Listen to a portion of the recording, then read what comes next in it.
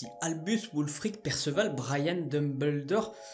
Ça fait long pour commencer une vidéo, hein. Si Dumbledore est un des personnages les plus appréciés de la saga par les Potterheads, et considéré comme l'un ou le sorcier le plus puissant, il a aussi une partie plus nuancée et parfois plus sombre qui mérite d'être mise en lumière. Alors je te propose de découvrir les vérités qui se cachent derrière ce personnage.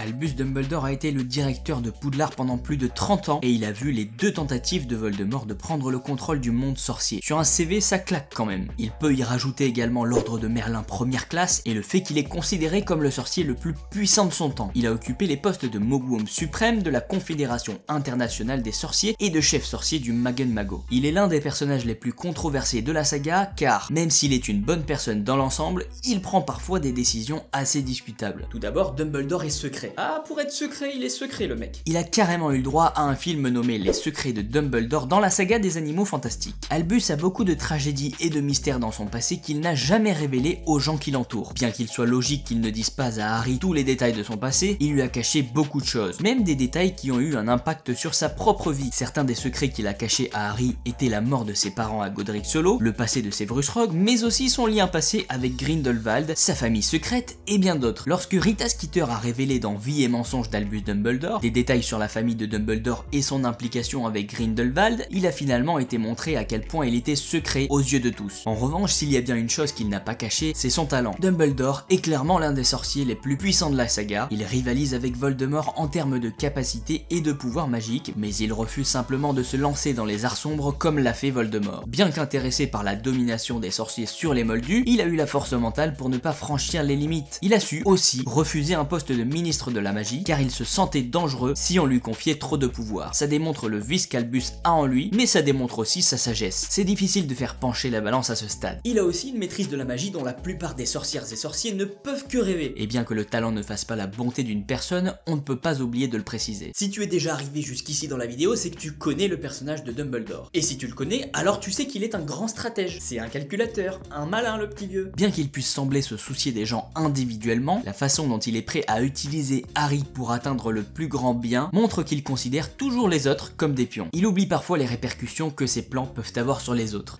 Je vous conjure d'entendre raison. La preuve que le Seigneur des Ténèbres est de retour est irréfutable. Mais d'un autre côté, il le fait pour sauver le plus grand nombre. N'oublions pas aussi que c'est quand même Dumbledore qui est allé chercher Tom Jedusor, tout en sachant qu'il était spécial et qu'il aimait dès tout petit faire du mal aux autres. Il n'a pas su l'amener vers le bien et le mal en a fait Voldemort.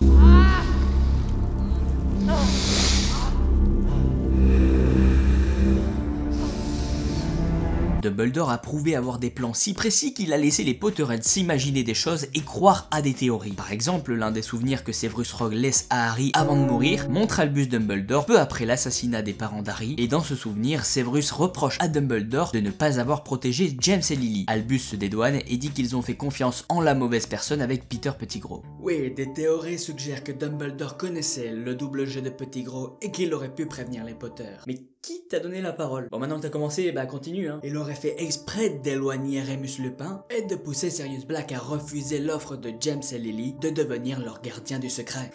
Alors, pourquoi? Pour suivre la prophétie de Sybil Trelawney qui disait qu'un enfant né fin juillet vaincrait le Seigneur des Ténèbres. Ok, donc Monsieur Dumbledore aurait fait en sorte que Voldemort le sache et qu'il tue les Potter. Attention, ça reste une théorie, mais pourquoi pas? Après tout, il est clairement capable de sacrifices pour atteindre ses objectifs et il l'a déjà prouvé dans la saga. Il faut aussi qu'on aborde l'ouverture d'esprit, un des bons traits de personnalité qu'Albus Dumbledore a acquis en cours de route. Mais c'est un trait que le directeur de Poudlard n'a pas toujours eu. En fait, il avait l'habitude d'être plutôt fermé d'esprit, comme en témoigne le fait qu'il pensait, comme Grindelwald, que les Moldus étaient inférieurs aux sorcières et sorciers, mais il a finalement changé d'avis sur la question. Il est alors devenu plus ouvert d'esprit que la plupart des gens du monde sorcier et était prêt à accepter les personnes différentes, telles que Rusard, Hagrid et Lupin par exemple. S'il a appris à accepter les gens y compris pour leurs différences, ça ne veut pas pour autant dire qu'il met tout le monde sur le même piédestal, notamment les élèves dont il est le directeur. À ce poste, il se doit de traiter tout le monde avec égalité, mais il a définitivement choisi ses chouchous. Alors que sa relation avec Harry était unique, compte tenu des circonstances et d'un certain Voldemort, il aurait quand même dû être plus impliqué avec les autres étudiants. Un tout petit exemple flagrant de favoritisme. J'accorde donc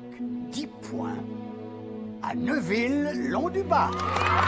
En plus de favoriser les Gryffondors, il ne s'arrête pas à ça. Il le fait avec humiliation puisqu'il laisse les Serpentards avoir de l'espoir en les annonçant premiers avant de leur faire un ascenseur émotionnel. Un vrai petit vicieux ce Dumby. On dit souvent que c'est un personnage plein de sagesse, et je pense que c'est dû au fait qu'il ait clairement fait des citations beaucoup trop stylées tout au long de la saga. Ce ne sont pas nos aptitudes qui montrent ce que nous sommes, ce sont nos choix.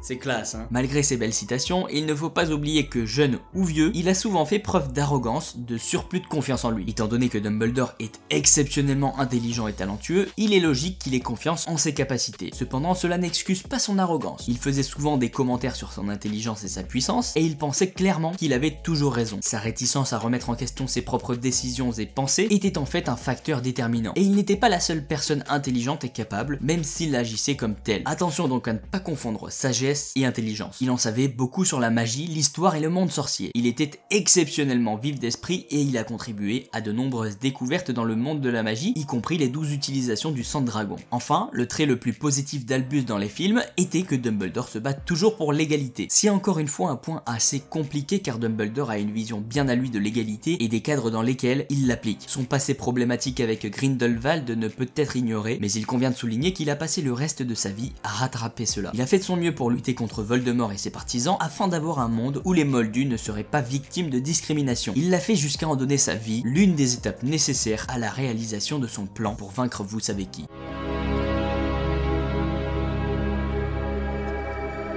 Il est clair que malgré ses défauts, Dumbledore est l'un des personnages les plus complexes et les plus aimés de la saga Harry Potter. Il a un sens profond de la sagesse, de la loyauté et du dévouement à la protection des innocents, tout en ayant également des traits comme le secret et la manipulation. J'espère que t'as apprécié cette vidéo avec un point de vue tranché, mais pas tant que ça. J'imagine que cette vidéo va amener le débat et c'est pour ça que je t'invite à y participer en commentaire. C'est là où se poursuit la vidéo. J'ai hâte de lire ton avis et ton point de vue. C'était Marco Polo, je te remercie d'avoir regardé cette vidéo et puis je te dis à très vite.